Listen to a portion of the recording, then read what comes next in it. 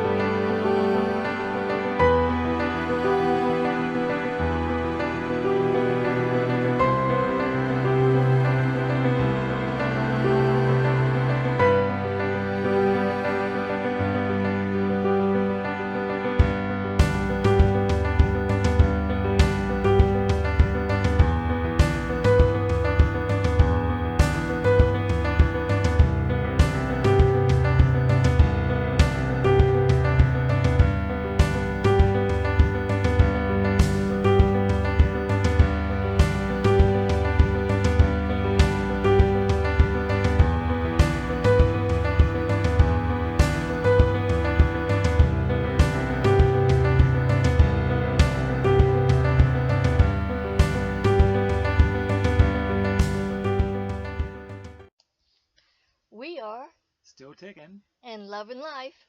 Taking time out with our Prius.